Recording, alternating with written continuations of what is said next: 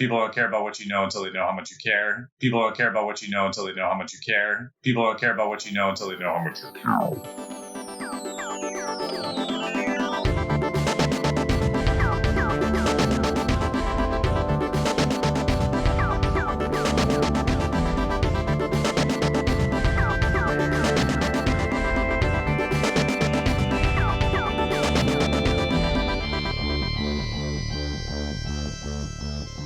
We are about to launch. Truth Not Trends. What's up, everybody? Truth Not Trends in the house. TNT Strength, Oakland, California, in the studio. Here we go. I concur with that message. This is the podcast where we help you maximize your strength as safely And efficiently as possible. My name is Jesse Schmidt, and I've been a strength coach for 2,573 days. And my name is Liam Bauer. I have been a strength coach for 36 years and counting. And our guest has been a strength coach for 36 years and counting. Whoa. She doesn't call herself a strength coach. We'll get to that in a moment. All the way back to 1988. That's right. Fawn Blazey Lustig is live in the studio today. You can't beat it. We brought in an expert, and she sat down with us and shared decades of wisdom with us. It was all over the place. It's fascinating. You're going to have to listen to every single second of it. And it's going to be awesome for Cappy McNeese to do a little editing on this particular episode. Fawn has a master's degree in sports psychology from JFK University. She is an expert on the inner workings of the mind of teenagers and the muscles of teenagers, because she's also running a gym for the Sheriff's Activities League, Sal's Gym, as they call it. Yeah, good old Sal. And we covered a lot of ground with our interview today. We talked about training teenagers, psychological motivations, talked about training through pregnancy before and pre and postnatal. That's right. We talked a little bit about just being a normal person. Being a normal person. Yeah, that's a good goal to be. Always a good goal to be normal. You don't have to be a superstar. Although Fawn is a superstar. Superstar. So that's going to be great to listen to. But before we get to the interview, we want to remind you to check out TNTstrength.com. There's a shop there. There are supplements in it. That's right. We believe in them. There's 5 amazing supplements. We have them. I think Fawn's even indulged in some of our supplements. It could be true. Yum. We have an amazing, chocolatey good whey protein powder. That's number 1. Bam! Number 2 is creatine monohydrate. It keeps your brain smart. It keeps your muscles saturated. It makes you strong. It's fun. It's delicious. Throw a scoop in your mouth. Wash it down. That's the way I do it. We have some K2D3. We got to help those immunities. And, of course, good for your bones. Good for all kinds of things. You know, we know after our world of COVID that having your vitamin D in a good place is very important for those immunities. Plus, the K2 helps that calcium get into your bones. There we go. Very important stuff. Don't forget the omega-3 fish oil. Yeah, good for everything. Everybody needs a little omega-3s. That's good for your brain, good for your skin. Build up your cell walls, people. Anti-inflammatory. Yum. That's a fancy word. And, of course, last but not least, the probiotic. Keep that gut health. That's right. Nice and high. Keep that microbiome happy. We got them all. TNTstrength.com. You know, at TNT, we recommend a high-protein, whole food diet. But if you know you have some gaps in your nutrition, these can be a great way to fill them in. That's right. And, if you want to know more about that high-protein, whole food diet, write us a letter. Shoot us an email. Call over to the studio, and we will take care of it. I can shoot you out a PDF. You'll know everything you could have possibly wanted to know all about that. So check out TNTstrength.com and stay tuned for this interview with Fawn Blazey Lustig. Boom! Oh, it was long. And you had long, curly blonde hair. Yeah, crazy. New in those days, huh? Yeah, she's seen it all. We go back, way back. That was the if all you eat is high carbs, you'll be thin. So everybody ate nothing but like plain bagels and lots of. I remember I used to go up the street when we were at the Y and buy this bar, and it had like 400 grams of carbs or something, and then a drink that had like hundreds of grams of carbs. It was like an 800 carb snack, and I would eat that And I can remember Fawn was the only one I would trust to check my body fat or anything like that. And I remember thinking I was in shape, and I'm like, okay, check it out. And you just looked at me and were like, oh, William. Are we really doing a check? You're not. This doesn't look good. I'm eating all my carbs. What could possibly be wrong? And working out super low intensity and making sure your heart kept you there. Yeah. I was thinking something's right. Zone 2. Yes. Oh my God. Yeah, eat tons of carbs and don't get out of zone 2. That's the thing right now. Zone 2's back, right? It's huge. I continue to ignore all of that. Good for you. I'm so proud of you. I couldn't calculate then. My math is still just as bad. She didn't even know who Brett Contreras was. I was very proud of her. Yeah. I was like, you don't know the glute guy? Yeah. Glutes are very important, and so are all the other parts. Yeah, we have a couple of programs. I don't know if you mentioned it, but at TNT. One's called Glutes Are Good, and the other one's called Glutes Are Great. Yeah, because we pre-build all these workouts in our menu, then we can just pull them up when we want to program somebody. We don't have to wing it. And I'm a big fan of winging it. So we can literally just we do both. We can go, hey, today we're doing Glutes Are Good. This is Glutes Are Great. But it's an inside joke because some people were like, oh, I gotta work my glutes. I was just talking about one of our clients. She has to do the Nautilus hip abduction every single workout. It doesn't matter if she's done a squat or a leg press or a manual hip abduction. There's no way to get my ab adductors if we don't have those machines. No way. So no, you can't. No way. You're right. Your legs are probably going to fall off. Yeah, exactly. You're right. You can't do it. You're right. Let's do it. Way better. Yeah, so we have I stopped fighting it. Yeah, me too. You want to do them? Great. Come on. You want to do them backwards? Even better. Upside down? Over your butt. She was just saying, no matter what she does, then they'll still put on the cable cuff and do every kind of kick sideways back. Like you just did squats, lunges, and step-ups, and you're going to put on this cuff and put on 8 pounds and swing your leg around. It's the Instagram revolution. TikTok. I've never looked at TikTok. I have to say. It's very hard to be. I mean, I guess it's always been media influenced, but to be in the 11 to 18 is a demographic I work with now, right? So they're all about. They don't even know what a book or a paper or a journal article might be, or a review of something, or science. All they know. Science. 11 to 18, but they've seen every fitness influencer right on every platforms I don't even know, and they'll come in. What do you think of this? How about that? What about this? Yeah. I think it's going to be really fascinating to dig deeper on that with you, because you are a sports psychology master, right? So, teenagers' brains are developing, right? And slowly. Yeah. I like the idea of about science. I've heard of it. Yeah. I mean, I failed that. Yeah. They're particularly more than kids younger than teenagers and more than adults, particularly moldable based on the social interaction they're having with their peers, right? So if all of your peers as a teenager are saying oh well, you should lift your butt a foot out of your seat when you're doing hip abductions because this TikTok influencer with 1 million followers says so, and by the way, then it's right. Yeah.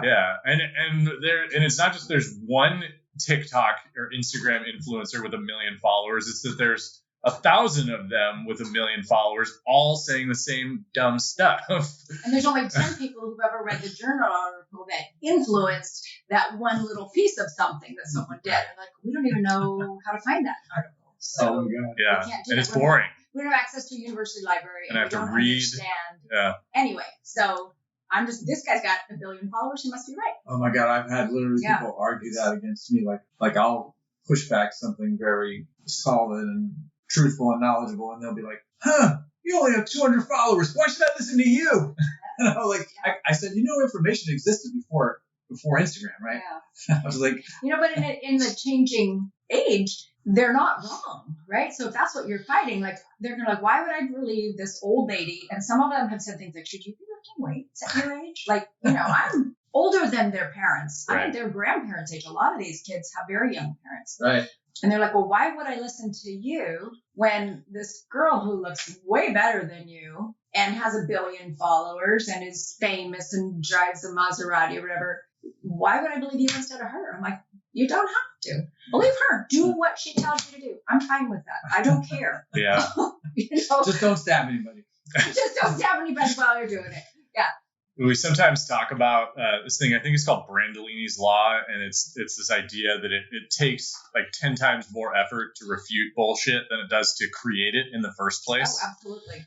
So, I mean, that's what we're up against. That's why we have a podcast, right? Because this is we take the trends and we talk about why they make sense or don't make sense, and then we talk about the time-tested, consistent science-based stuff that you should be doing in place of the trends. I don't refute bullshit, and I never have either. Like even in the adult population where you have, it's like if you believe that and you want to try that, who am I to stop you? It's funny. It's a give good it point. a go. Because I've mentioned this in the past, but I spent a lot of years moderating these like strength and conditioning forums online, and I was like, I'd have these trolls, of course, like everybody, and that was like the biggest thing they could come up with is like everything you say sounds the same. I'm like, that's the whole point. Yeah, I was like, that's what I wanted to do. Yeah. He's like, how come you always say the same stuff? I go, because that's the stuff that I'm trying to get across. It's like, I'm glad that you see that I'm not contradicting.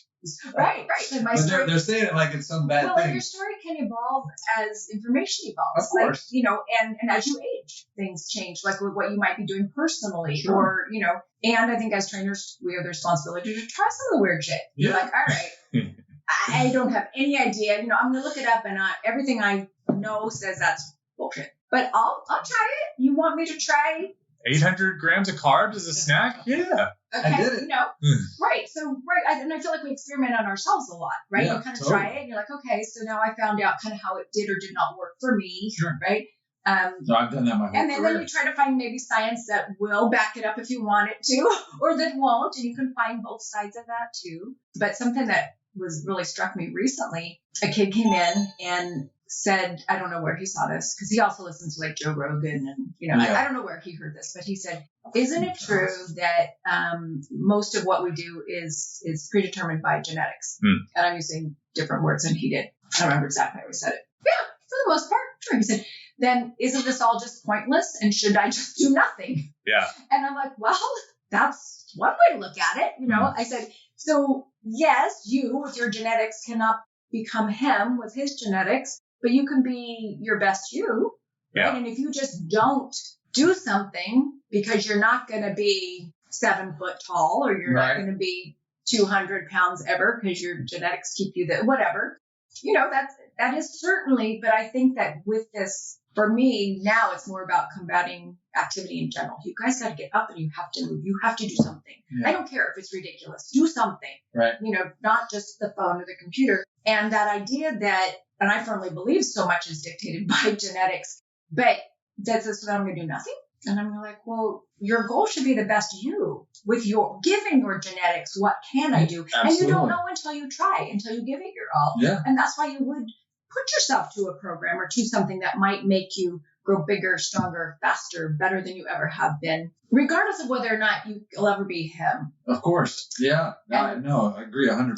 I mean, and it's totally true. I mean, these days they're recognizing there is some malleability, right? We talk about pulling levers and everything, right? Like whatever those genetics may be, right? Do you want to maximize them or do you want to minimize them? You want them to go the worst direction possible? Yeah. You certainly can change You can yourself. nurture them, right? Yeah, for sure. Yeah, you can be the best of you. You don't just quit because you're not going to win. Yeah. The breakdown I feel like I've consistently heard is that about like 60% is genetic influence and then 40% is environmental. But then you work in the developing field of epigenetics and, the idea that we actually can have a direct effect and change our genes based on certain behaviors.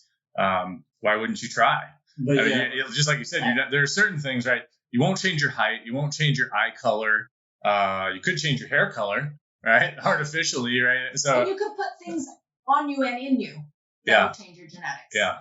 But again, dealing with an adolescent population, I'm like, please, please, please don't mess with anything permanent just yet. Yeah. Wait, you're all over the place. Yeah. You're all over the place. Wait till you settle to whoever you're gonna, but you can augment and you can, and adapt to your environment. Absolutely. It's funny that you mentioned that. It's just as a weird aside, I've been seeing all these things on Instagram. I don't know why, for like surgically, permanently changing your eye color.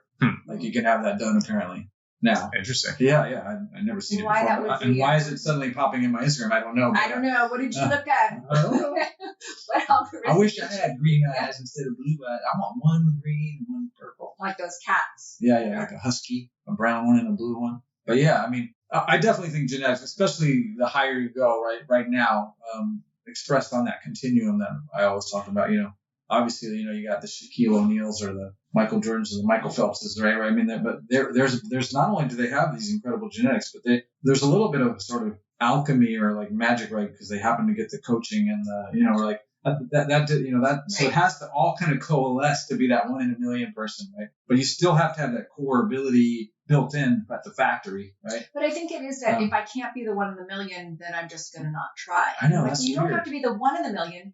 Be the best you that you are. Besides, I think that's a very like American value of like a number one or nothing. Yeah, and there's so many people in the world right now that even if you are 1 in a million, there's still thousands of them out there. So be one of those thousands. Who knows where you can go, right? One of the first things I did when I started at the gym with the sheriff's department, they had this big old whiteboard from 1800. I don't know. It's been there since dawn of time. And they had on it was the winner's board. And it was like, most push-ups, most pull-ups, heaviest bench, heaviest leg press, whatever. Right. And the same kids, like, over time, a records board, right? But these were supposed to be fitness competitions. Right. And a lot of the same names were there all over the place. And, 2 or 3 kids would win all of the endurance things and 2 or 3 of the kids would win all the strength things. And there weren't any female names up there. And then later, a number of years later, we'll add a female category because girls can't compete over here. Same thing, right? And I said, okay, what's the purpose of what we're doing here? We're trying to keep kids off the streets, out of gangs, make them productive members of society, give them some self-esteem, some self-worth, be good at something, buy into something, have somewhere to go that's safe, maybe give them a snack, what are we doing? We're building these whole children, hopefully, these whole people. And so we don't get the athletes, we don't get the stars, we kind of get maybe some aspects, or maybe, they didn't excel at weight training, they didn't make the football team, they aren't, so we get more of that type of kids. Sure. They don't have the resources. They don't have somebody driving them to practice. They don't have somebody hiring their trainer to help with their strength and conditioning for their sport. They don't have resources. A lot of them don't have basic needs. Some do. Some are quite well resourced, but they're a little odd. Like it's not a super cool gym. I don't blast music. Like it's funky old. You're working out with deputies. So I said, so what? We are reinforcing that they are losers here as well as there. Mm-hmm. So the first thing I did is I took down that board. I just got rid of it. And I put up the Olympic circles and I put up friendship, respect, excellence. And there were the 2 kids that were on it were like, where's my board? Where's my board? And everybody else was like, I get a chance to maybe participate in something. Yeah. And all of the things that I've started to do are completion based, individual based, compete against yourself. We might have a fun, daily competition, but there's no, like if you beat your time, you won. It's not everybody wins. No, you quit. You did not win. Right? I mean, you have to complete it. You have to finish. You have to progress. You have to change. You have to do whatever. But you're not going to compete against me. They're like, can you do more pull-ups than me? And I'm like, what difference does that possibly make? Right. In what we're trying to do? We want you to have some self-esteem. So if your grandma comes in here and cranks up more pull-ups than you, and you're a 15-year-old boy, what did I just do to your self-esteem? Did I motivate you? But what did you do to grandma's self-esteem? Well, through the roof. I'm all right with my self-esteem. But if we're trying to boost their self-esteem, you've got to give them an attainable goal, something that they actually can win at. But this is a little bit of a side, but it makes me think of it like what you're saying, like at Berkeley High, where I went to high school, right? They still have like a big like leaderboard up on the side of one of the gyms that tells you like the fastest, right, 100 meters, whatever. But those are in events. No, right. But what I'm saying is, it's the same guy. He did the same name, and that guy did it in like the 60s, and no one's done it better. So there's still like these 100 million genetic guys, right? Like, hey, that guy's name is up there, and it's still up there. Like nobody's done faster but since I feel then. like in our world, there's plenty of place for that. Yeah. Everywhere has it. That's how we measure success. Yeah, I'm richer, I'm stronger, I'm faster, I'm better looking. We have all of these. But if we want to take everyone, and again, who are we working with and why? And we want them all to be the best version of themselves, then awesome. We're going to have to build their self-esteem and build their self-confidence and build their strength, not compete their strength against mine, or God forsake yours. Like, I'm going to be, the deputy. I'm not going to beat him. He's 35. This is what he does for a living. You think you're going to come in at 14, weighing 100 pounds, what are you going to beat him at? And not that I don't think there's a place for competition. I just think there's plenty of places for competition. Yeah, for sure. And fitness is the one arena where you can really just compete with yourself. You don't have to be a bodybuilder or a fitness model. You can just be happy and healthy I'm always telling people that's the only thing that matters. Like I use the word out here with the clients all the time, like breaking world records. And I'm always like, you're breaking world records, but it's always their world record. Yeah. They're like, what are you talking about? I'm like, it's you. You're breaking your own world record right now. It's like your last week's record. Let's break. Now you got a new world record. It's only your record is the only one that matters. No, it's true. And I think especially with TikTok and Instagram and whatnot, all they're seeing are the best of the best through a filter. Exactly. Yeah.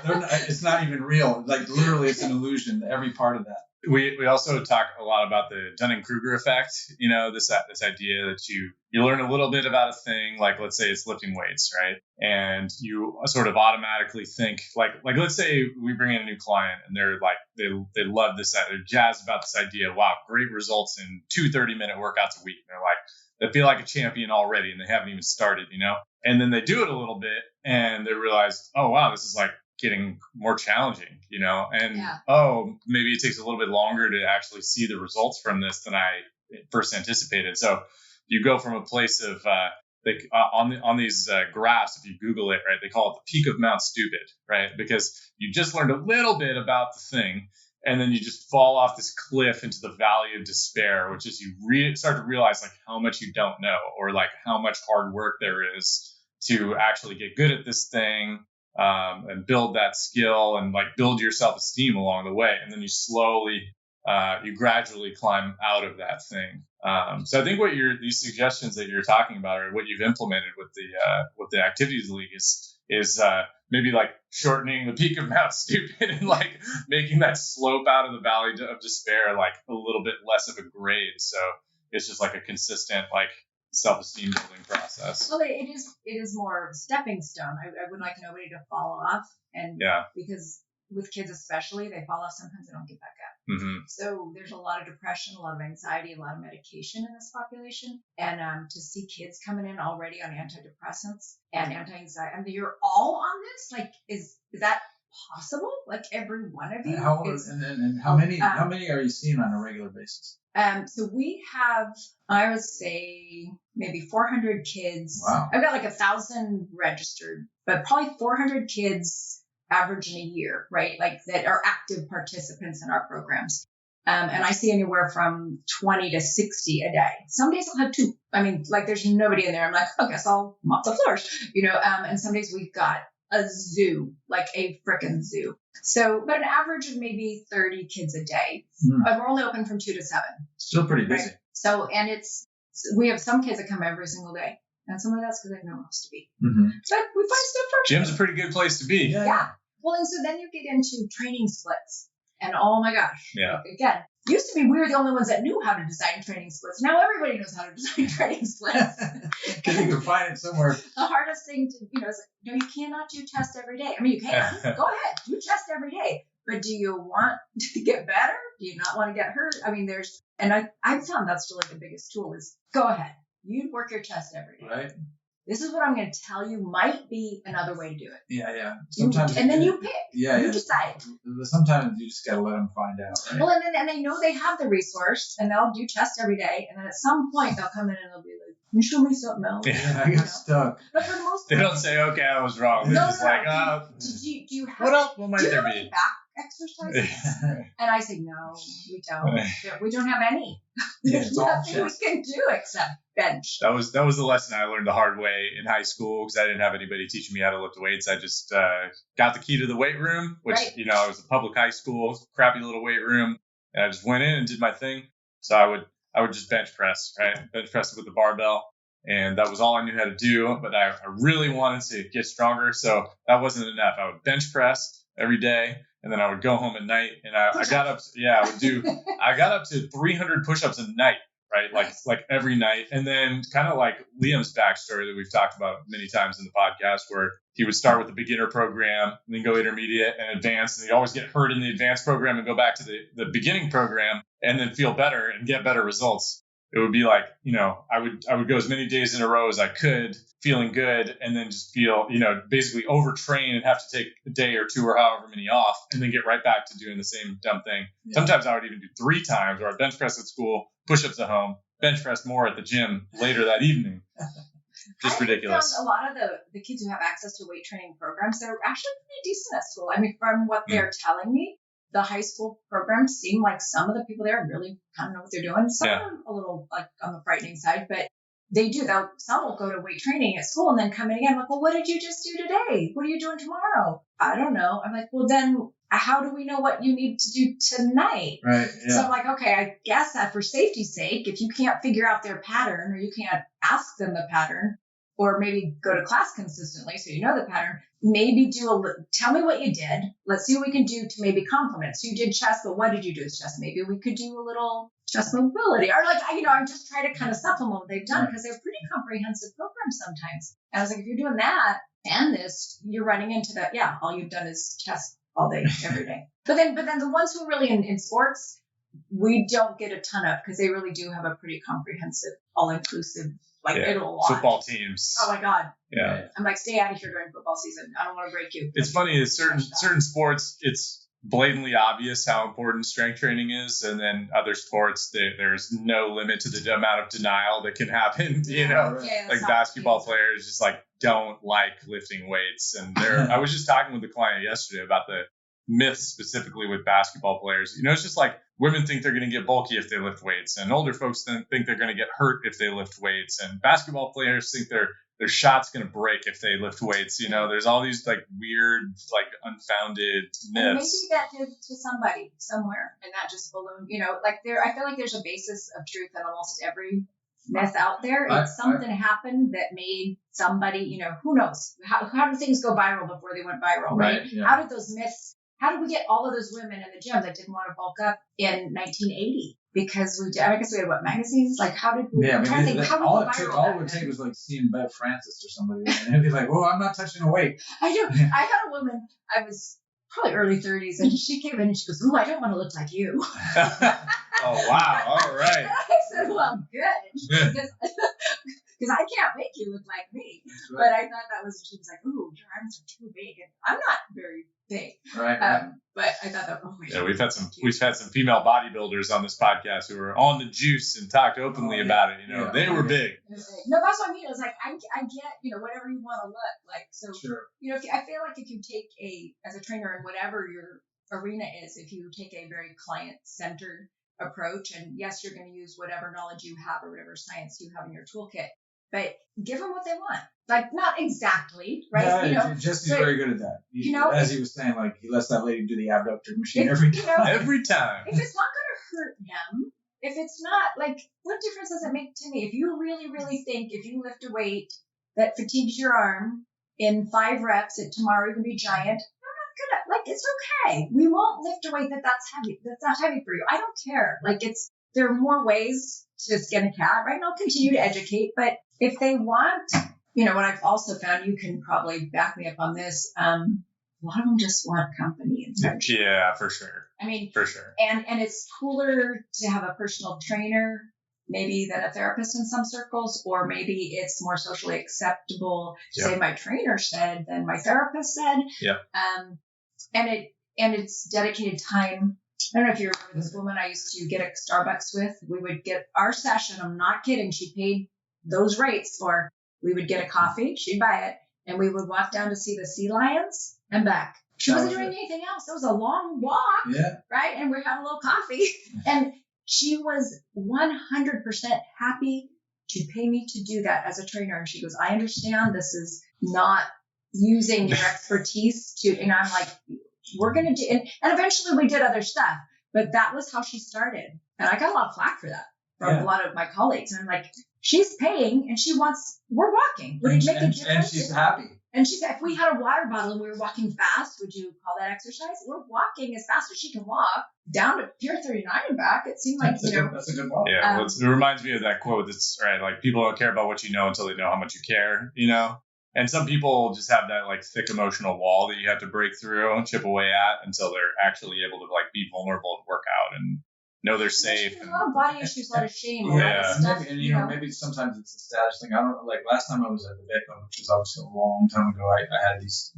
two women that hired me 5 days a week. And I said, you don't need to hire me 5 days a week. You need 15 minutes and the lady literally was like, money's no object. You know what I mean? She was like some really rich lady, and I trained her and her friend Monday through Friday every single day. And like half the time was literally I just chatted with them while they walked on the treadmill. I was like, I can't beat you up every single day of the week. Right, you need to So I was like, but she wanted to pay me every day. I was like, okay, I'm not gonna say no.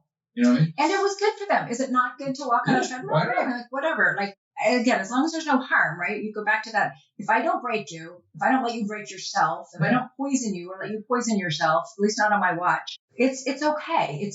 It's more productive than what you were going to do. You know, is it cutting edge? Is it, are you going to be a pro athlete like this? No. Am I going to be a star trainer? I'm not going to be a Tracy Anderson with my method or something, but it pays the bills. Yeah. And they're happier for it. So I'm thinking two things real quick. Number one, we need some kind of intro about who you are, your background. I was thinking maybe we just do it at the end and then Cappy can just splice it back to the beginning. We'll be able to do that.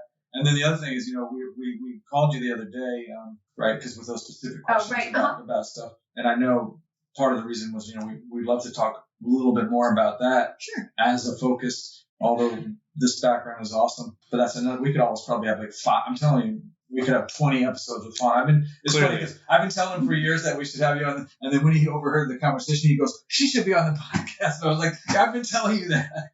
So that's whatever you guys want. I don't have an agenda. I know, I understand, but I mean, I think it's an interesting topic for so many people, like strength training or whatever, before, during, after pregnancy, right? Because that's something you know a lot about, and it's something that comes up. It came up for us very recently, but I mean, it's bound to come up for trainers, coaches, for us again, right?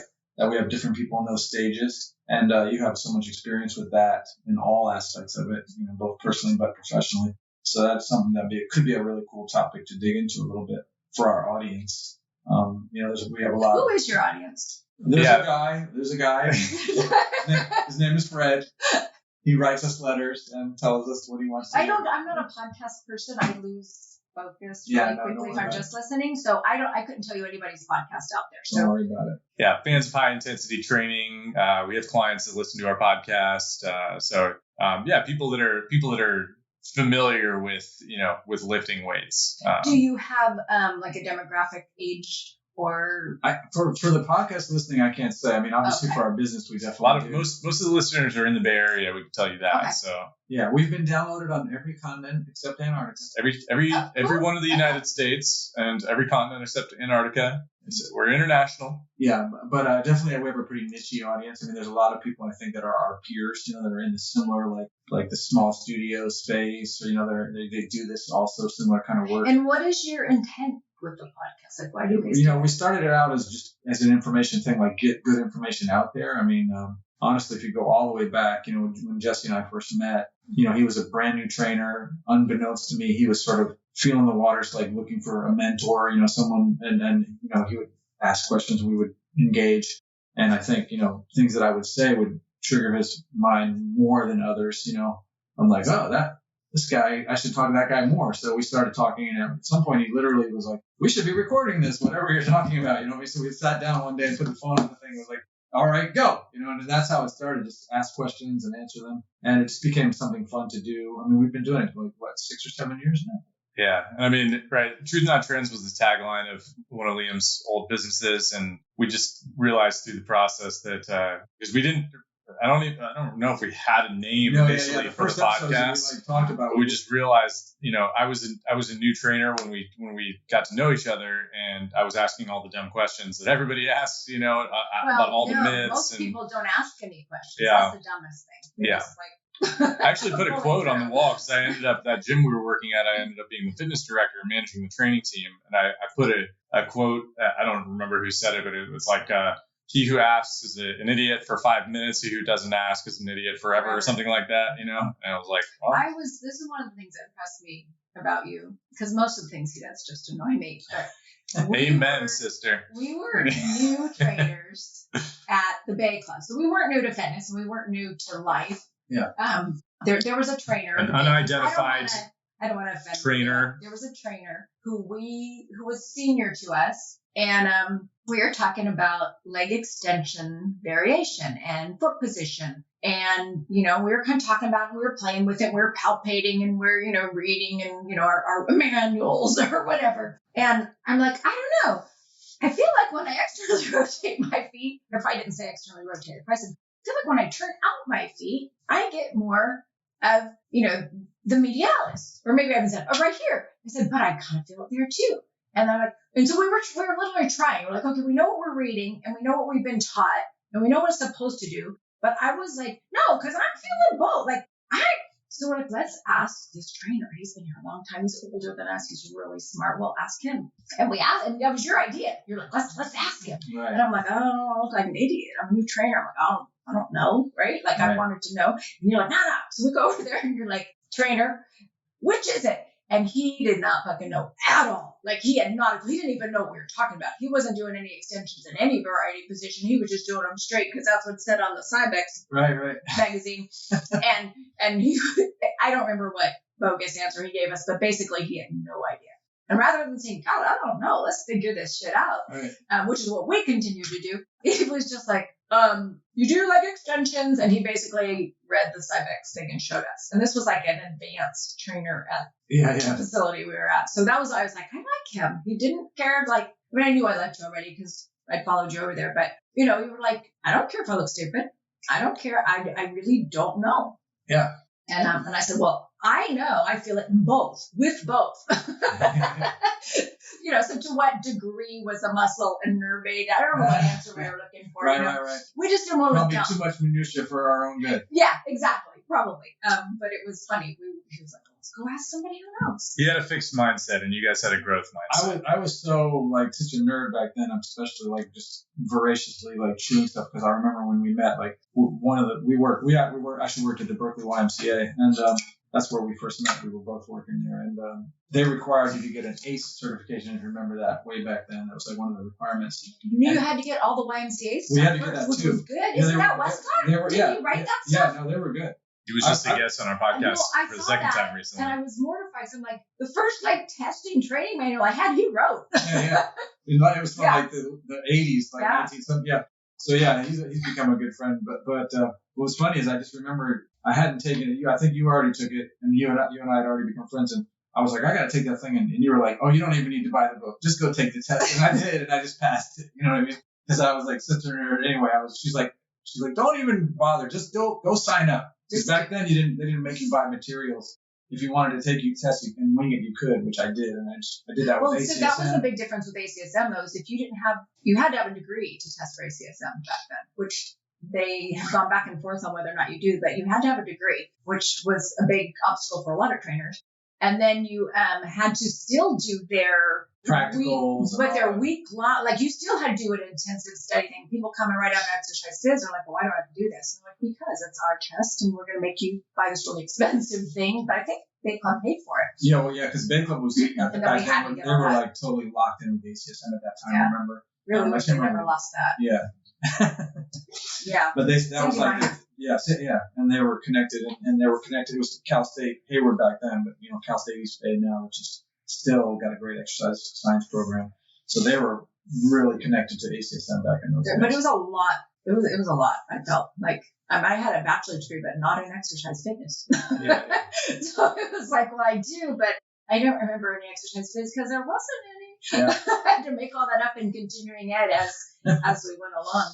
But in hindsight, having done however many bazillion hours we've done and following different gurus and different educational paths, the YMCA stuff was legit. I know, I've said that hundreds of times. It was one of the best certifications I've ever taken. It was basic how-to weight room or something, and then special. And the specialist was almost exactly like ACSM. Yeah, because a lot of ACSM, American College, what people don't know is most of the ACSM's guidelines were based on YMCA research. YMCA was ahead of the curve. I wish I still had those, and they were books. But those were those were and I take tons of stuff. I'm like, that's still not as good as, and clear and concise for like, if you opening a new gym, you seem like a more business minded and not business minded. Those would be like manuals. I'd be like, if you guys can at least understand this, you're probably good to go. And then we'll work with you on other stuff. It was very intensive because remember you had to go for like a whole week. It was a lot. You had to go and like they had presenters and it was like, it was like going to camp, you know what I mean? It was all day. And it was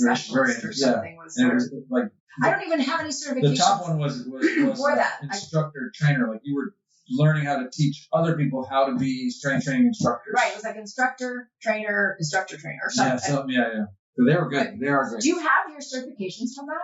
I have the papers somewhere. You do? Yeah, I know. I have no idea. I have all my ones. I wish I did. I got them all. I got them all in a folder somewhere. Somebody's got a record. I got like my 15 alphabet soup certifications. Well, so we started talking. The thing that I had heard on the phone when you guys were chatting the other day was about working with female clients who are either expecting to have a child or maybe have had a child recently, and pre and postpartum. Yeah. So here at TNT, we had a client who I actually trained several years ago when she was getting ready to get married, and she had a good story because she started training. She was a college soccer player, so like competitive personality, very hard worker in the weight room. But she had been training for a month or something and really working hard, like objectively speaking, and not feeling like she was seeing results. And so we sort of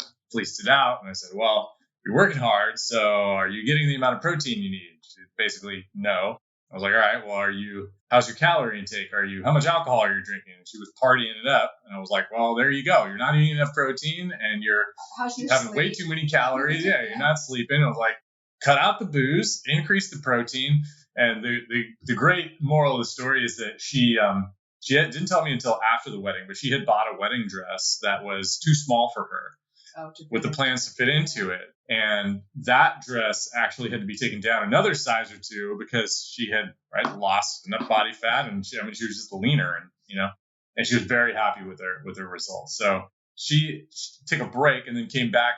That was at the old gym, and then she came back and trained with us here at TNT. And she had a kid 6 months before, and similar story. So I was dealing with this time a new body and feeling the challenges of having gone through some changes, and habits had shifted and needed to go through that. So, and then as Liam told you, we had another client who she was expecting a kid and very curious about how should we change things as my body develops. And so we were curious to learn from you, because as Liam has told me, you're the foremost expert on dealing with women when they're expecting and lifting weights. Let me tell you how I became the foremost expert. Yeah. I was the only one at the Bay Club who had ever had a child, and I had 3 of them, and I was still fit. So it was like, well, she's still fit, and she had 3 kids. She's the expert. So I was like, first-hand experience. Right. So there is a first-hand experience, but they now call me the safety officer, being, nervous about health and safety. I did a lot of research when I got pregnant. Like, I wasn't like, I'm not going to jack this up, right? Like, I'm having a baby. I'm making a life.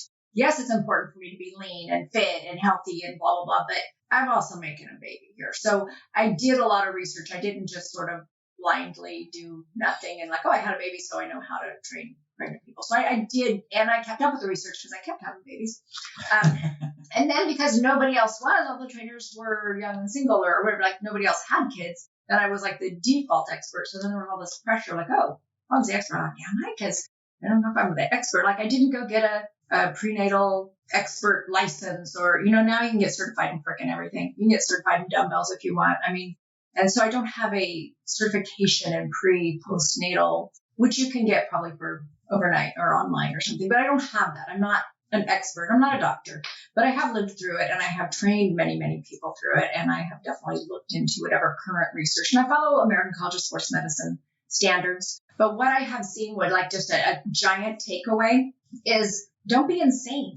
Do not be insane. You're not going to put someone in a combat You're not going to have them box and wrestle. Now, having said that, somebody's going, I boxed and wrestled through my pregnancy. Right. Yeah. Babies are protected. Yes, they are. But you as a trainer, right, we're not going to jeopardize the life of this woman or her child in any way, shape, or form, right? So you're not going to do impacty things. Can you jog?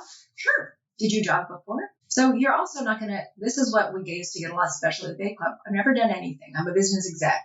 I'm pregnant. I'd like to start a running program. Do what you did before. So whatever you did as a pre-pregnant person, athletically, physically, you can continue that, relatively speaking, safely throughout the pregnancy. If you've always been a runner, you've always been an elite runner, keep running until it doesn't feel so good. Now, there are things, your hormones set in, you've got some relaxin and all your ligaments get a little loose, and you might sprain some ankles or knees, and there are things with impact activities in pregnancy that you have to watch. But if you're hard set and you've always been a runner, you probably can run through most of your pregnancy, and some women do. If you've never run, don't start it now, because you're not going to know what is the effect of the run or what's the effect of the pregnancy. So if you know what the baseline is, whatever the baseline of fitness is, and then you track the changes that might be attributed to pregnancy. So I think that's the safest thing to do, is real good assessment of baseline. Sometimes people don't know, right? I don't know I'm pregnant, all of a sudden, oh my gosh, there's what's going on? You know? So that's a little bit trickier. But if you have someone who comes to you, then you figure out the baseline. And for the most part, they can do anything they want. Now, there was a woman I saw doing, this was right after CrossFit became real popular. Oh my God. And doing the kipping, swinging, and she was very lean, very angular kind of woman, very pregnant, like big, and she was swinging. I'm like, okay, all that relaxing, your ligaments are just doing this. Yeah. I expect her to go all the way around the bar. I thought that shoulder's coming off. Like, I would not recommend.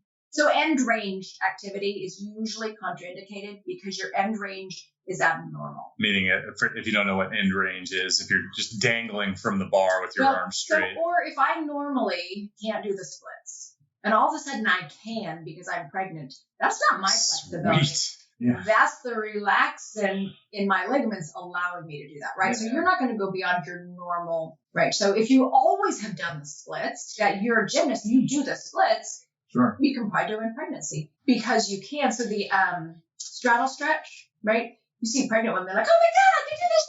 No. Don't you? They get on the hip abductor. Oh my gosh, it's all the way out here. And I'm going to strengthen my inner thighs. And you're like, but what did you just do to your ligaments? So that is a big thing. You don't want to do, locking out joints, things like that, because your joints aren't your joints anymore. They're a little floppy. And that doesn't usually, it sets them pretty quick. It starts because it's a gradual process so that you can, your pubic bone can separate when you have a baby, right? Sure. So things like that. I mean, there are some things that seem kind of like, duh, like if you never did the splits before, don't try now. So basically, you don't try new activities. Yeah. Walking is safe for, I'm going to say 99.9% of the population. Jogging for jogging populations. Resistance training, absolutely.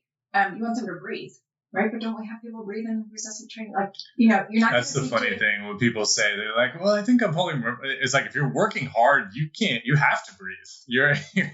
It's right. Required. So you don't want to raise their blood pressure. Yeah. So, and again, these are all apparently healthy people. And the reason that you kind of use that as your default is you have to have medical clearance on this because you don't know what else might be going on. So obviously things like obesity, diabetes, high blood pressure, lung disease, heart disease, any kind of isms, right? You're going to stay away from because those are contraindications for pregnancy in themselves. And then exercise is just another stressor. So anybody who has a high risk pregnancy, whatever that is, and that's not up to us to decide. That's up to the doctor to decide. Is this high risk because she's diabetic? I can't tell that by looking at you. Yeah. Now, I might be able to tell if you're obese. Maybe. Yeah. Maybe. Do I know if you have lung disease? No. Do I know if you have a genetic something that you haven't told me because you're embarrassed about that affects this? Right? So that's the reason you get that cleared. But if you're apparently healthy and your doctor's like, nah, exercise, you're pretty safe to do a regular program. There aren't a lot of contraindications to apparently healthy pregnancies and normal resistance training, normal cardiovascular training, or whatever the 150 minutes a week or whatever. There is, after about 16 weeks, you don't usually have them do supine position things. You still can if they're kind of short and fast, but it can raise the blood pressure, and often high blood pressure is an issue in pregnancy. You have extra blood volume. Right. And as the baby's weight is increasing and kind of pressing on the spine, like it's after 16 weeks, it's kind of like, let's move you up on the incline bench. Yeah. And that you don't even have to know. You put a pregnant woman on a flat bench, they can't get off. Yeah, most of our stuff is luckily, is not prone. It's upright. Yeah, because we have the machines where you can be in these other positions, and they're mostly upright. And also, the reality for us is it'll probably come up less often because of our demo, right? Because we mostly are in the sort of 50 plus range anyway as our primary target audience. Right. So they've usually already had the kids if they're going to have them. If not, that would be a high risk pregnancy. Yeah. So it's unusual, right? But we do have the reason why we called you the other day is because we have a younger woman who, was having some things that we wanted to be aware of. And so I was like, I know who to call. And so what was her concern? You said her midwife was concerned with the exercise. What was her midwife's concern? He knows more about it than I do. It wasn't necessarily there was she does have some like medical stuff going on right outside. It wasn't like a fitness thing. It was just like she's got unrelated stuff going on. So I think that she was a high risk pregnancy. So they just wanted to be careful basically. Right. And she just had questions because she's like, well, I'm lifting weights and exercising. I'm pregnant for the first time. I just want to know, like, are there modifications we should make? And so it depends on what those high risk things are. Like, is she having twins? Is she, prone to miscarriage? I mean, there are things, and this is what you don't want is to be blamed for that miscarriage. Of course. There are a lot of miscarriages that just happen. You don't know, but it's like, oh, well, I just did heavy squats. Heavy squats don't cause miscarriages out of the blue. Yeah. But if someone happened to miscarriage and you had done heavy squats, they're going to blame somebody. So that's why you get that medical clearance. Like the doctor said it was fine. I proceeded with, and if there's any risk, the doctors are not going to clear it. So that's why I said the difference between a midwife and a doctor. I had my children with midwives at home, and I had very normal pregnancies, and it was fine. And I think normal pregnancy, I don't think is necessarily a medical issue if you don't have other medical concerns. But if you do, then you don't want I don't want my midwife weighing in on my obesity or diabetes or lung disease necessarily. Yeah. They may have some knowledge in that area, but I would want a medical doctor to clear a medical issue, not so much just the pregnancy. Sure, yeah. I was going to mention that because she had all of her babies at home. Got it. Yeah. I was an at-home birth. Yeah. So my midwife is from Berkeley. She's around here. I know. I remember the third one, she didn't make it on time, right? Isn't that right? That was the second one. Oh, second one. She didn't make it on time. My husband delivered our second one. All right. Let's talk about an adventure. Yeah. Well, the third one was actually born in a hospital, but because, and this is, he was my third, and I didn't have it was just a cyst on my ovary, but my midwife was like, it's probably nothing. It's probably going to pop in birth, and it's probably nothing, but you have health insurance. You live by the hospital. I'm right here with you. Let's just go to the hospital. And it was nothing. It was fine, but she deferred. She's like, you know what?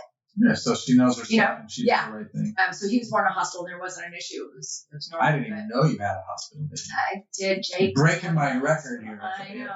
Jake was born in a hospital. But my daughter had a son with a midwife just 2 years ago. So. Yeah. And I'm sure there's a million of people out there just think, oh my God, you'd have a baby without a hospital? Like, that's not possible. I think it's been going on for a long time. Well, and that's the other thing is if you look at historically what people have done, we've gone all over the place with childbirth, right? From being, bedridden with your legs up and all this crazy stuff. And then we have the people that maybe are laborers who have their children and keep on working, so there's a big gamut of that. And you don't want to take it lightly, but if you get your medical clearance. What was that? Monty Python, The Meaning of Life. The lady's like washing dishes and the baby just plops on the kitchen floor. She's like, get that for me, Deirdre. And she just keeps on washing the dishes. And there's like hundreds of children because they're like, Catholics in England or whatever. Yeah. Monty Python. Is there a Monty Python fitness one? There should be. Yeah, they should. They missed it. They missed one. If they were still young, they would do it. But I think if you look up, like you just Google like current ACSM guidelines or something, they're pretty broad.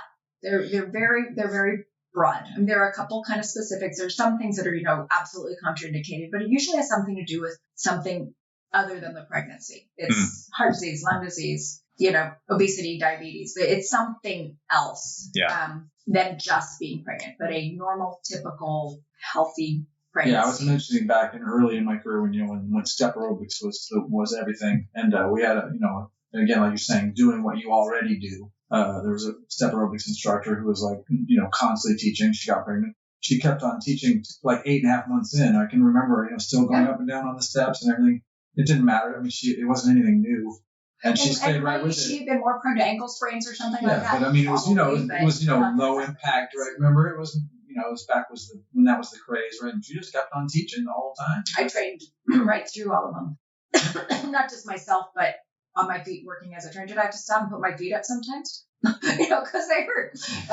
But a normal pregnancy, there's not tons of, and I think that is maybe why I even shied away a little bit from the pregnancy expert, is that I was kind of like, I don't want that responsibility of, somebody's child. That's way beyond mine. So I'm like, you and your doctor decide this. If you clear this, this is what we're going to do. And I was always really good at saying, this is what we're doing. Please bring this to your next prenatal appointment and say, this is what my trainer's doing with me. Is that all right with you? Yeah. I said, always defer back because I don't know all the medical stuff. And clients are kind of notorious for leaving out embarrassing details sometimes. I was like, well, yeah, you forgot to tell me, by the way, that, every woman in your family has miscarried at month 3, and you're coming to me at month 3 wanting to start an exercise program, right? So I was always very careful. I hope I don't get any more pregnant clients because that would mean they were teenagers. And I hope I don't have any more of those. Yeah, that doesn't sound good. My private clients are all way past that.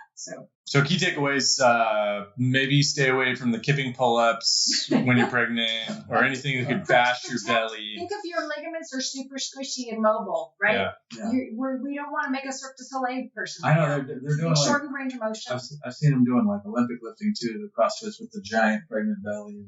I would not take a heavy weight and throw it over my head if I had unstable ligaments. Me, if that's what you want to do and you're good with that and you've signed off on it, great. But do you want that responsibility? Like, that was the other thing. So you get a little goofy. There's, I don't know the technical. I've never been pregnant, so I haven't experienced it.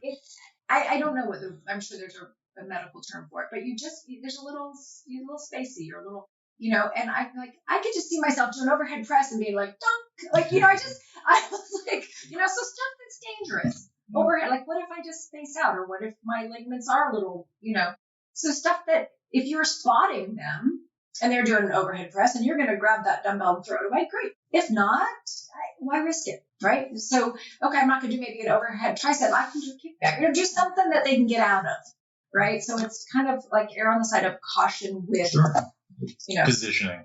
What positioning? And tools. Yeah, I mean, I'm sure it's going to happen again in our career, in our time, that we're going to have some pregnant people. They don't fit in machines. You guys have a lot of machines, right? So they don't fit in a lot of things, right? You're not going to push a buckle, press in. So things that have, you're going to put them in that maybe back extension guy over there, right? Yeah. Or at least not folded like a wallet forward, or a leg press, same thing. You're not going to bring your knees up into your chest if you've got a big belly. Yeah, I think you're going to kind of, you're going to protect them as your instinct would. Yeah. But you don't have to baby them. Their heart rate can get as high as their heart rate can get. Like, if they're used to do high intensity and their heart rate gets up, I mean, keep them hydrated. Make sure they're not, if they're still sweating and stuff, good. But if all of a sudden they're not sweating, any other normal things that you would stop exercise with. And I think sometimes there's also that, are they eating the calories to keep up with the exercise? So it's like, you really only need about an extra 300 calories a day when you're pregnant.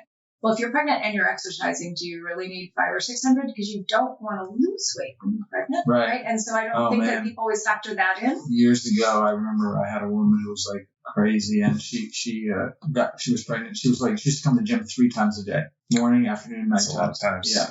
And then she got pregnant, and she was still doing it. And she would always have these stories, which I don't even think were true. She'd be like, well, I'm a competitive, triathlete, whatever. Right? And I was like, you're just a gym addict, you know what I mean? But she wasn't gaining weight, you know what I mean? And I was like, that baby is starving because you're like a crazy gym addict. Like, you're not getting bigger, and you're like, the months are going by. I'm like, that is not good for you. I'm like, why are you doing this? You don't have to gain a ton of weight. The baby's not that big. And the baby will eat you up before it'll starve. So if you start to lose weight, that baby's just fine. He's just eating all your fat off of you. Or she. But the baby will survive most likely. It's going to eat. It's going to take all your nutrients. But so you don't have to be, that's the other thing, you don't have to get giant and fat. Like you really don't have to get that much bigger.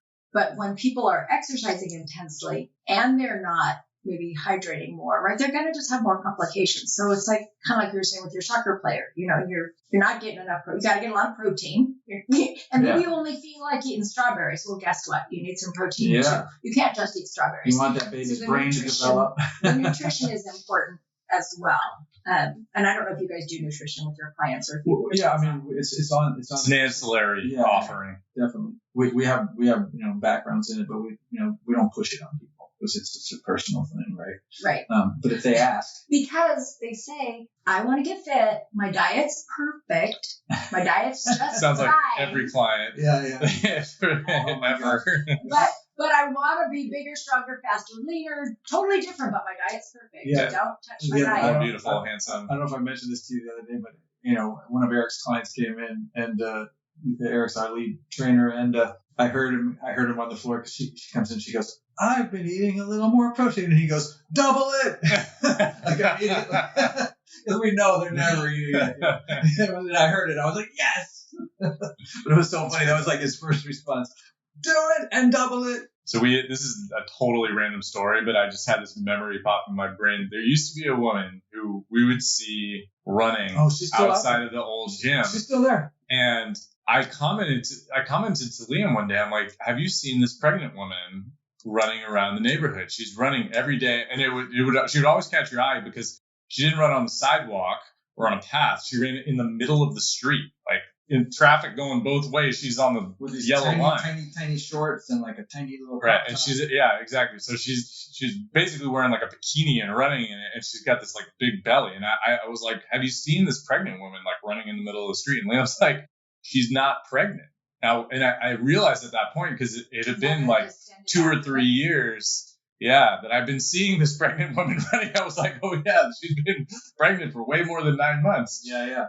And she's still out there, and she still looks exactly the same. Yeah. That's probably a distended uterus that it just never showed. Or it could be like, I mean, I almost wonder sometimes if she's like starving and like getting like that little like belly like. Well, that is something with, because you're talking about like postnatal also, like when should you go back? Well, you're bleeding for a while, so I wouldn't want to go back to a gym if I was bleeding all over the place. But if you want to, you can. But if you go back too early and the contractions haven't completed and shrunk your uterus back down to the way it was supposed to be, then it can become sort of permanently distended because it doesn't completely, it stops. And another obviously issue with that, which I'm sure you're hyper aware of, but it's like people, there's so many places where they're pushing like the formula, right, and all this stuff, and like, nursing is one of the mechanisms that triggers the uterus to contract. Right? It hurts like hell when they nurse, because when they suck, your uterus starts to contract. Yeah, and it's like, nursing, and now my stomach. And so these women are like, well, I'm just going to put them on formula, and I don't want to go through that. So you're actually doing yourself a disservice because you're not letting that trigger happen. But returning too early is a factor there. So your clients that want to start like tomorrow. Right. Like, I just had the baby yesterday. Go for a walk. If you want to. What's a more reasonable timeline? 6 to 8 weeks, and everybody's different. So like month and a half. And a doctor or a midwife would say, you're shrunk back down and you're good to go, right? So anyone who can, and the woman would probably know too. You can walk as soon as you're done, but I wouldn't go for a run. So it seems like another key takeaway here is like, if you're a trainer or a fitness facility and you're working with or about to work with somebody postnatal, get the doctor's sign off, like get the medical green light. And then maybe even a second green light, as you mentioned before, of like, okay, well, here's the program. The doctor said, okay, you can do something. Here's exactly what it's going to be. Check that with them too. Yeah, it sounds to me like the real proactive thing to do would be to sort of encourage that relationship immediately. Like, oh, this is happening. Let's be in touch with your doctor, right? And it's always about you. Do you want me to call your doctor? Tell your doctor I'm calling. Have your doctor call me. Here's my contact information. Can I email this to your doctor? Will your doctor email me? And some don't have that relationship, don't want to. But if you've done that and gone out and they come back and say, okay, then at least, and again, not that it's all about liability, but you don't want to hurt somebody's baby. So I think of the same when somebody comes in to me and they're like, I'm having surgery of whatever, right? And I can look it up to my heart's content and do everything. If something goes wrong in that surgery and they can turn around and say, well, Fawn had me doing axial loaded exercise right after my spinal surgery, and my spinal surgery is bad and it's her fault, right? And I was like, well, I didn't have to do that because I asked your doctor said not to do that, right? I mean, so you don't, and it's not that you have to always have a backdrop, but who are they going to look at if you were the one telling them what to do as an exerciser? Sure. If I on my own just go out and do something dumb, I have nobody to sue but myself. But if they're like, I pay these trainers to protect me, I told them I was having spine surgery, and they loaded me up and had me do like heavy squats, and then it blew out something else or whatever. So same thing with that. What surgery are you having? This is how I'm going to treat it. Can you have your physical therapist, your doctor, your care provider sign off on this? If your doctor says no exercise, can they elaborate on that? Can I say, how about, could we do some isometric breathing work? Could we work on intra-abdominal pressure? I mean, there are things that we can do, right, that I think will help you. But anything that I feel like is a little bit out of my scope, I mean, I can look up stuff, but I don't know all the surgeries and all the internal things and cosmetic surgery stuff. There's a lot that people are doing that can affect the training. What supplements are you taking? Coming out. So at my current facility, I have banned all performance enhancing supplements. I can't control what they do outside the gym, in the gym, because they turn into, they all come in all jacked up on pre-workout and they're aggressive. So I'm like, that's like a practical reason. The other thing is you guys are all kids and you're taking supplements designed for adults. Yeah. And now this has been tested on children for good reason. And you don't need it. And they're drinking 10 Monsters and this, But right. So if you're taking supplements, they're going to because they saw it on TikTok or whatever, right? Like some guy like, take my pre-workout, and then you're going to have a heart attack and you're 15. I'm not dealing with that. So I was like, we don't. One giant benefit of working for the sheriff's department is we aren't at the will of the customer. Customer's always right. So we want to drink Monsters in here. I'm like, you can't, because I said so. Like we can actually make rules. It's a free facility. So there are no customers. They don't get to dictate any policy. No, exactly. So any safety thing I put in is 100% backed, not by like where another gym might be like, well, they want to drink their Monsters, let them drink their Monsters. I'm like, no.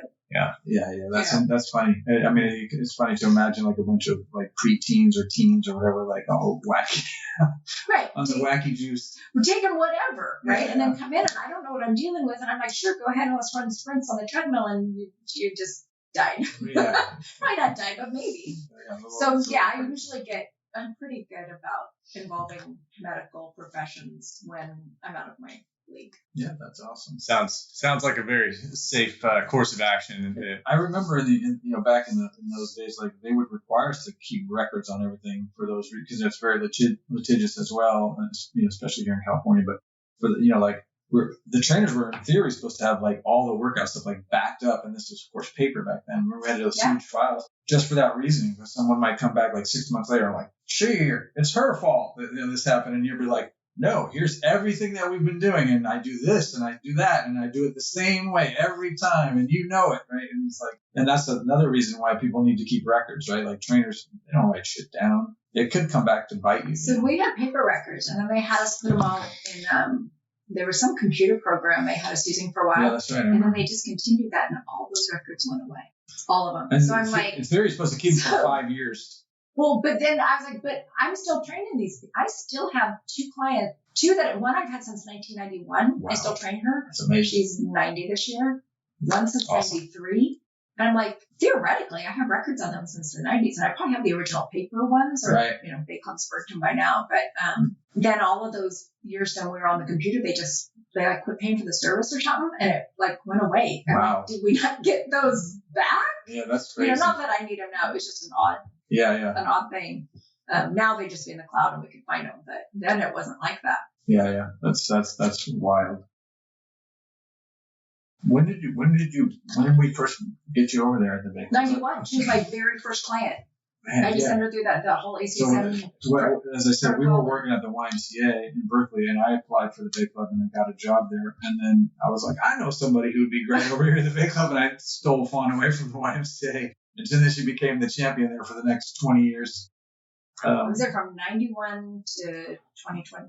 Wow, that's awesome. Hey, what are those guys doing here?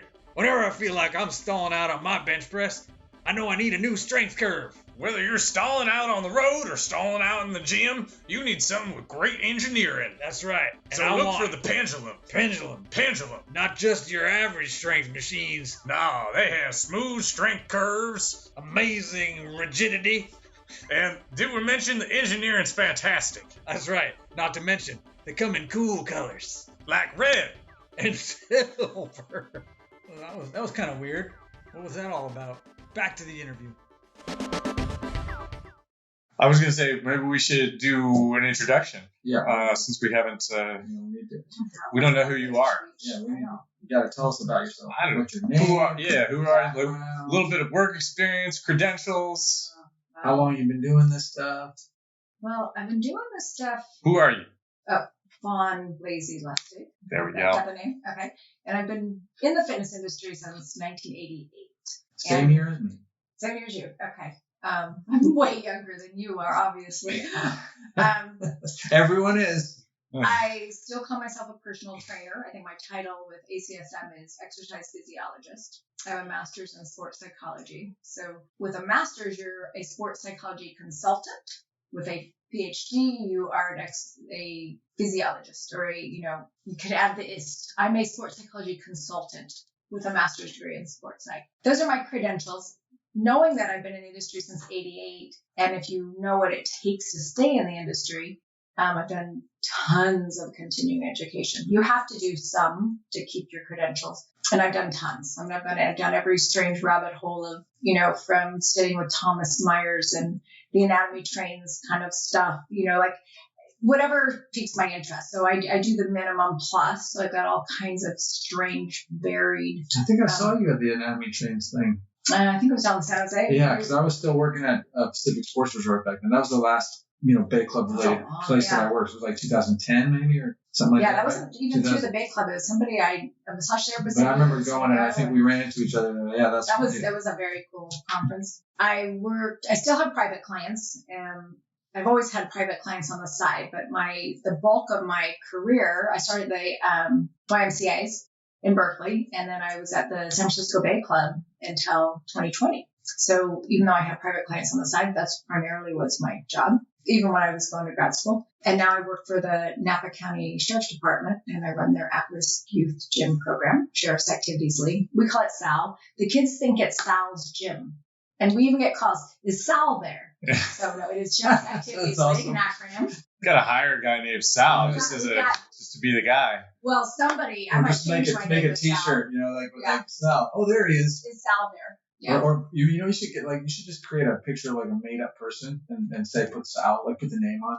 He's like, he doesn't really come in that often. Cardboard cutout. Yeah. Right. Like they do think there's like a guy named Sal there. Yeah, that's Sal's gym. Is Sal still working there? Sal's never. He doesn't come around that much. I'm married with 3 grown children and 2 grandchildren. What else?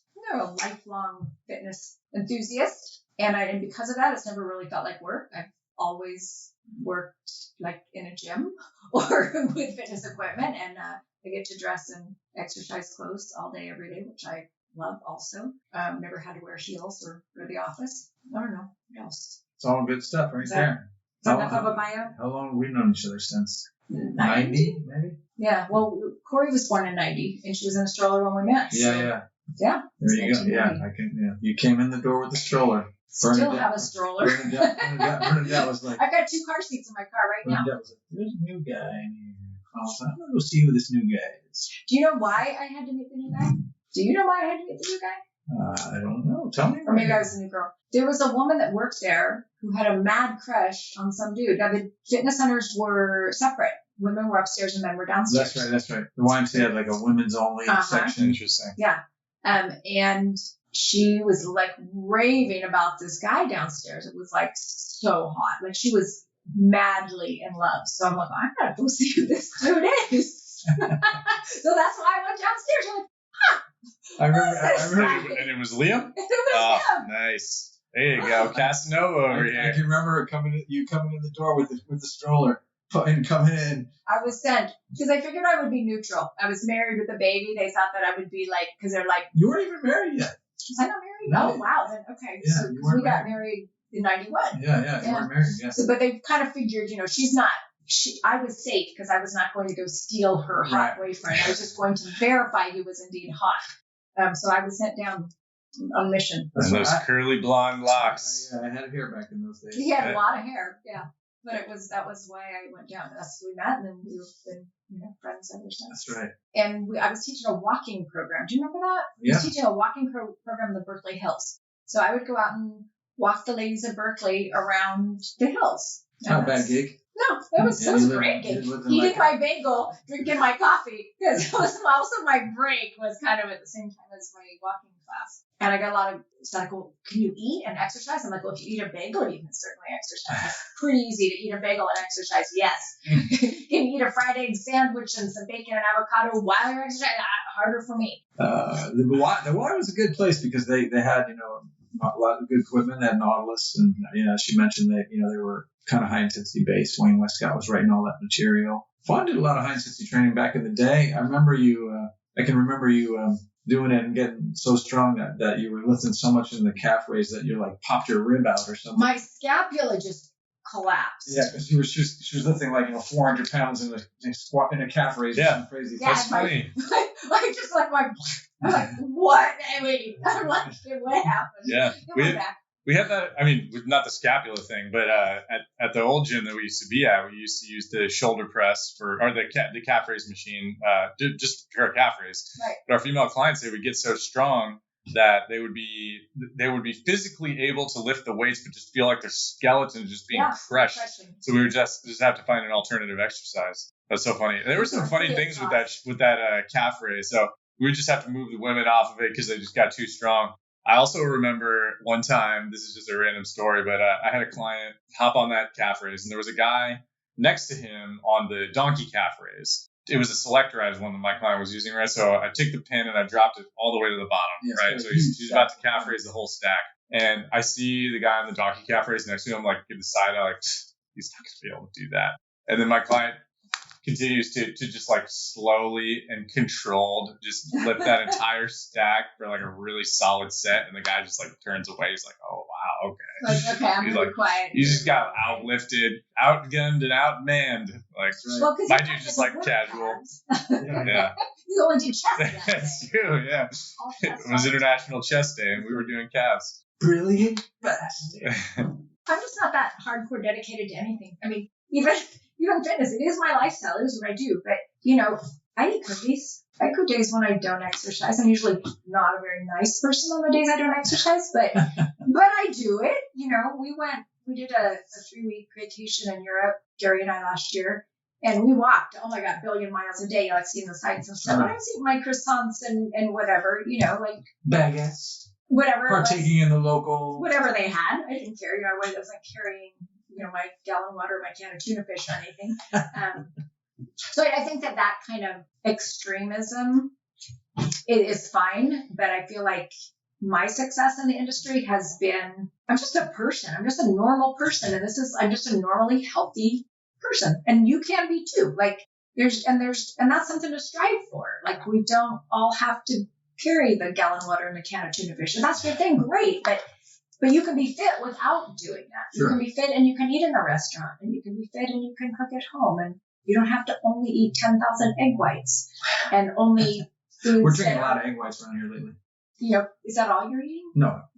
Okay. We just like them as a snack. As a snack, just a little slimy snack. My recipe is a pint of liquid egg whites with a tablespoon of PB2, which is defatted peanut butter, and a scoop of chocolate protein powder, and I just mix it up in a shaker. It tastes like a peanut butter cup, and it's got 80 grams of protein in about 300 calories. It's incredible. So you just knocked out 2/3 of this day's protein in one slimy shake. But then where's the joy? You don't get to eat your stuff. It tastes like a peanut butter.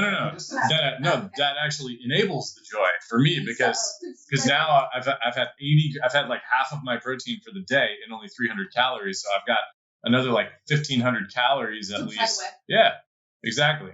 So you eat donuts. The other well, I'm not a big gluten guy, so although I do love eating the donuts, my body does not appreciate it. So, but I did have a client brought in some gluten-free brownies yesterday, and delicious. I ate several of them. They were Phenomenal. They were delicious. And he was Shout out to Janine. Yes, and he was kind enough to share with me and Well, that Eric. was nice. So Treats are always. Eric and I each got to indulge. Yeah, I've never say never, right? But I've never gone down the supplement route. And it's not knocking. It's just never been for me. I would much rather eat my calories than drink them or supplement with them. And, I've always been like, I would rather just eat, even nutrients, right? Like I'd like to get all my nutrients from food. Is it possible all the time? Maybe not, and I definitely see that I might be getting left behind a little in the high tech world of strange supplementation and things we can do with our bodies. Right. But I think that just being a real normal person, I'm not, I have colleagues and friends who, they go to eat somewhere and I don't eat this and I don't eat this and I don't eat this and I don't eat this and I don't eat this and I don't eat this. So I bring my own food with me. I'm like, how normal is that? How fun? Yes. Now, I'm not saying that you don't have to do Yeah, that. I mean, but also like, why are you doing it? Like you said, like, are you a bodybuilder and you're 2 weeks out from your contest? Like, okay, stick to the plan. But I like that I can go into anywhere and I can find something to eat. Of course. Now, am I going to be 100% satisfied? Is it going to fit all my nutrient requirements?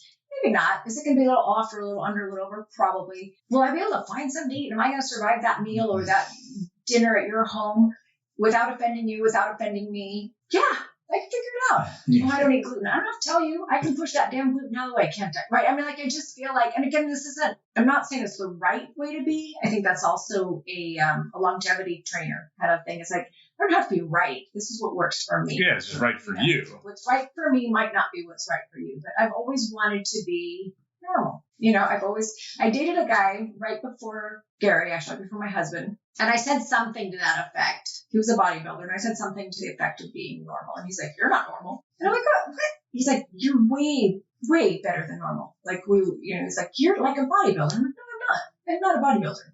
I don't do all the crazy shit you guys do. Like, I don't, Right. He's like, oh, you do not look normal. And that was a compliment. That was his big compliment. Right. But I was like, no, I am. I'm really I'd like to eat healthy. Why don't you eat salad dressing? Because it kind of is gross and slimy and I don't like it.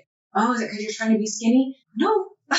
Maybe it fits that. I don't know. Something like vegetable and ranch, right? It fits the purpose. Yeah. I have a similar conversation when I tell people I don't eat gluten, right? And especially I run with a group. It's called the Donut Runners. So we all meet around Lake Merritt. We run around the lake and then everybody goes and eats a donut. But I don't eat the donut. I just get a coffee because I've found through lots and lots of experience that my body just doesn't react well to gluten. And so when people find that out for the first time, they get like really defensive and they go, what, so you don't like cake? I'm like, no. I didn't say I don't like it. I just said I'm like more disciplined about it because my body doesn't react to it. And they go, well, what if you do this? What if you do this? Well, can't you just, I'm like, I don't want to. Like, I feel better when I don't. Right. Like, it's a gift that I'm not eating it. And why do you need to fix me? Yeah. And it's like, I don't care if you eat a donut. Yeah. Well, trainers do have that. There's like Guru Trainer, right? Where I have to fix everyone's everything, and their everything has to be my everything. I don't eat gluten, and I don't eat dairy, so you can't either. Right. And I don't do this, so you can't. And there's that. I don't have that need at all. Yeah, we definitely we definitely don't operate on that. We don't try to put people in little boxes.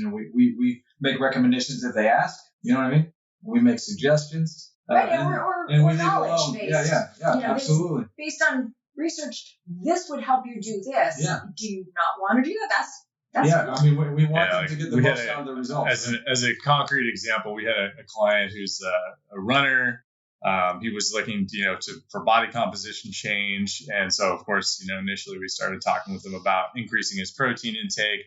He was lifting weights with us.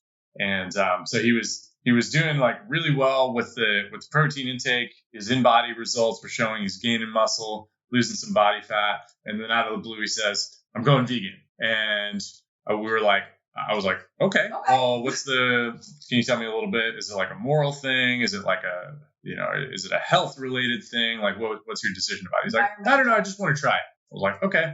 I was like, just say, that's totally fine. You can accomplish all your goals doing it. And if you're trying to make it hard on yourself to get all the protein and nutrients you need, this is the way to go about it. If you want a challenge. Yeah.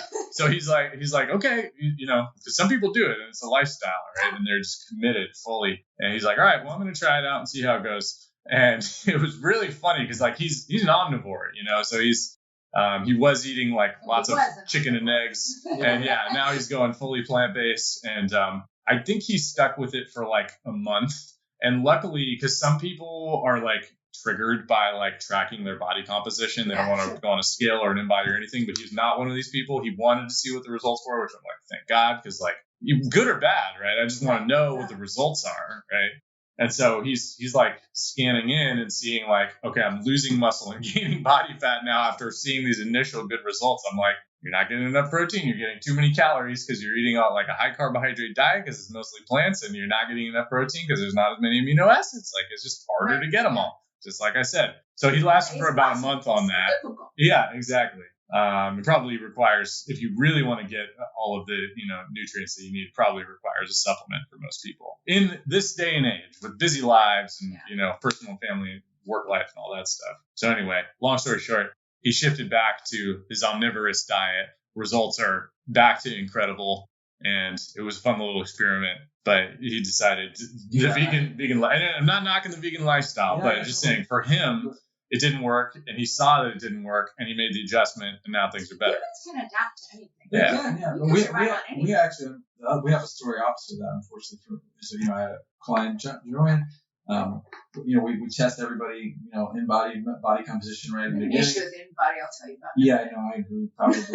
But I think it's perfect. We use it, right, and we track. And so this person was a hardcore vegan, so she went through, 12 weeks or whatever, it's a basic onboarding plan that we have built in. She's gone through all this stuff, and then she didn't gain muscle. She's like, nothing worked. Usually we see everybody go the right direction. And she said very innocently, like, could it be my diet that's like not helping me make goals? And because I never would have been judgy, right? And I was like, yeah, it's possible, right? That you're eating this plant-based, possibly you're not getting enough protein. I'm encouraging you to get those numbers in. You got to pay attention, right? Her reaction was the opposite of this guy. She just immediately quit. She just quit the gym. Like, it's not working. I just quit. Meanwhile, her husband joined, and he is not a vegan, and like had the exact opposite. He put on like 5 pounds of muscle. This is a 67-year-old man, 5 pounds of muscle, lost everything, but he eats plenty of meat, right? But I'm like, I can't say anything. She just gave up, like it's not working. Rather than think, well, I'm not going to change my vegan lifestyle at all. I'm just going to walk away from this thing. Yeah. Right. So her vegan lifestyle was more important than that, which is fine. Yeah. So her husband husband's now a regular, and he's happy, right? So he stayed, and she's doing Pilates. I have no idea. And I check in, and I go, hopefully, how's she doing? And I go, she's doing some kind of strength training. He goes, all she does is run. Right? She's just a runner. I'm like, that's fine. Yeah, if she's happy. And not breaking any laws. Yeah, exactly. But right, exactly. And that's where you got to meet them where they are. Yeah. And so we don't push it, but we, if they ask, and we give them what we think is a good place to start, and we say, here's what we recommend, and and the ones that follow the recommendations usually do see better results. Well, also, if you think about that, if they're following your recommendations and you're also responsible for their training, of course they're going to have better results. Now, if they're following your recommendations and his recommendations and her recommendations, and they contradict each other, then they're like, well, I'm not making any progress. Yeah. Like, that's because he's telling you this, and I'm training you this way, right? So I put you on this big high protein diet, and I've got all your things all matched out, and then your exercise is this. I don't know that you're going to gain muscle. I mean, you might gain some muscle with the added protein, but if this is your resistance, maybe not, right? So it kind of... You're going to be a breatharian. Right. Well, so the InBody, and it's not a science-backed problem with it. If you get on the scale, I don't know if it'll have that much difference with you. Probably, I know it does with me. We tested this with about 10 different people. And you got on it, and you said I was 20. You got a reading. And then if you waited 5 minutes, you got back on it, you said you were 30, you got a different rating. You got back on it, you said you were 40, you got a different rating. You got back on, you were 50, you had a different rating. Dramatically, about 5%. So their formula clearly takes into account age. Yeah. Everyone who ages, body fat does not go up. Oh, well, this is visceral fat. Well, same thing. So if you take the exact same person, that wave, the electrical impedance wave, should take the same amount of time to go through me if I'm 30, 40, 50, or 60. Yeah, of course. But it's the algorithm skewed by their internal data. I think they've improved it a little bit, because I agree with you. And a lot of the bioelectrical impedance machines, I noticed it myself, because I would do that exact thing. I would go, I'd say, because I'm 60 something, right? So I would put in, and I'd get, you're 19%, right? And then I'd put everything the same, but now I'd make myself 30. And they're like, oh, you're 12%. You know what I mean? Right. I was like, it's pretty big difference. yeah. And I was like, I mean, nothing's changed within those last 2 minutes for me changing the data. You know what I mean? Which makes me question. I mean, I have no idea how the impedance runs through. I mean, I've read it, but we tell people don't interpret it as gospel. It's just one way of measuring. Yeah, right. but what it does is it does have a relatively consistent trend, right? So if it tells you you're 20% and it's wrong, but you go down 15, right? You might have been 15 and gone down to 10, but now it doesn't matter. But if the numbers are going the right way, we hope we hope the right things are happening. Same with right? having a bad scale. If your bad scale is consistently bad, it's still going to show change. Yeah. So that's what we hope, right? We want to see the body fat go down and the muscle go up, right? And we want to see, pushing those numbers and hope that they go the right way. But it is a funny thing. So when we first got the embody, we were all playing with it, doing different things, and I'm like, wait a minute. Yeah, no, wait a minute, I'm getting fatter just by changing numbers. And after all those years of calipers, right? And when you do it as much as I did, and probably then you did, you get really good at it. Oh my God. I found my numbers were so consistent, right? We would do that. Like, all right, let me see that. We're 15%, and we were usually pretty close. Just like we would grab the sites instead of caliper them. Yeah, because that was back in the day when you could touch people. Yeah. I actually gotta be careful with that. I used to teach those classes. I taught the prep, the prep for the practical. I had to teach the bike one, and that's what I got for the gym actually here. It's just a little handheld, just something. $20 on Amazon. And you can track the changes. Like, well, in our back in the day, and when I first started, and when we first started, every single new client, I mentioned this to Jesse in the past, like literally every client that walked in the door had to be put through this battery of tests.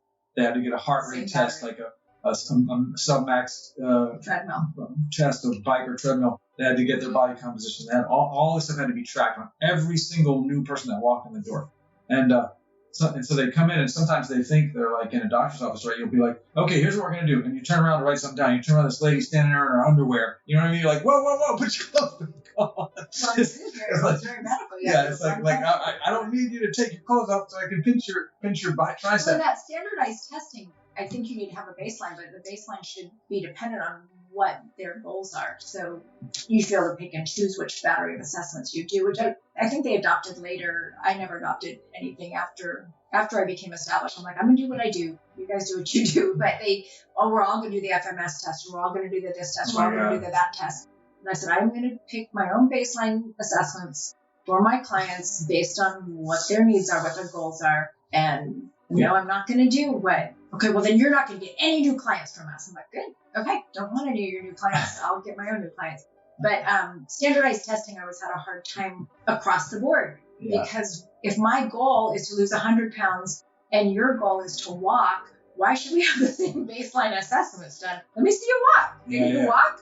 So. Yeah, I mean, that's like when NASM first showed up, and everything was the overhead squat test. Remember, that was like which was like that was their answer to everything, right? Yeah. And when they were pushing it hard in the beginning, remember, and also the FMS, which is like a joke as far as I'm concerned, all those stupid tests. And I don't care what you should have some sort of baseline. Yeah. And if you want change, if you don't, you have to. You used to say, because he would come and go to the Bay Club every 10 years, there would be a William showing, and you come in and you go, he's got those same clients he's had for 30 years and they still haven't changed. And I was like, that they don't want to change. Yeah. They don't. That's not their intent. Their intent is to have somewhere to go every Wednesday afternoon at 2 and to say they don't want to change. They're not trying to change. And you were like, God, you guys aren't changing your clients. And I'm like, my clients are now 90. They're not 50 and they're still healthy. So, you know, maintain, I don't know, but it was funny that, as a trainer, we got to progress, we got to overload, we got to change, we got to grow. Right. Some people don't want to change. Yeah, that's true. That's the difference between like a goal-oriented trainer and a lifestyle kind of trainer. It's like, what, if you want to train for us something, you're going to do a marathon, you're going to get in your wedding dress, you're going to do something like that. And I don't think I've ever had that clientele. I don't know if they didn't gravitate towards me. I didn't advertise towards that. I've always had people that just lifestyle. I've had them for 30 years and they're still healthy. That's awesome. You know, and that's an they never won amazing anything, legacy. lost anything, you know, competed in whatever they wanted, you know, sell 5K. I've trained some people for marathons. I'm not a marathon trainer by any stretch, but I had a kid come to the gym. He's like, you want to run a marathon? He had never run. And I'm like, okay. So we started and I got him, he ran a marathon around San Francisco. He's run a couple marathons and he's like our poster child. But I was like, have you ever run anything? Nope. Okay, well, that's a pretty big goal. Yeah. Let's see if we can get you to 5K. You know, who knows what he's doing now because he's aged out. They do age out after 18 weeks. Get him with the crew. Well, because it's a youth program. So they have to be, if they're 18 and still in high school, it's fine. But once you graduate high school and turn 18, they're out. well, because then we've got 11-year-olds. Right. Yeah. New kids. No, yeah. That's awesome. That's great. But that's a legacy with those long-term clients for sure. And then that's kind of how I feel. I think about my career. So I'm on a legacy career. I have not won anything, but I don't know if I've ever competed in anything. Like, you know, it's like this is just what I do. So that's what when you said to come, I don't have anything to say. I don't do anything. I disagree. You said a lot. I concur. Yes. Well, that's probably all we need. We got a lot of stuff. That was fantastic. We might even be able to make 2 episodes. We might have to chop this one in half. You can, or you can edit it all out. I don't care. Well, he'll have fun. He'll have to listen. We'll have to pay attention. Cappy will have to pay attention. If you can make some sense of it. You have to pay attention to this one so we can make an order out of it. Yeah, we need some moderating. Well, it's been fun, Fawn. Yeah. Thanks for coming in and joining us. Thanks for inviting me. Yeah, it's way overdue. It is. Way overdue. Boom, baby!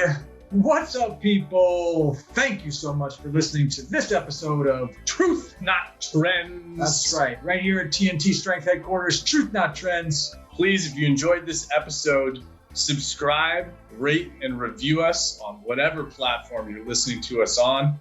And don't forget to share with a friend. You can find us on the web at tntstrength.com. That's right, TNT Strength now coming to you in person at 5255 College Avenue in Oakland, California. You can call the studio 510-768-5421. You can also text us at 855-796-9905. Or shoot us an email at contact@tntstrength.com. And whatever you do, stay off of that stupid blue bubbly bosu. It's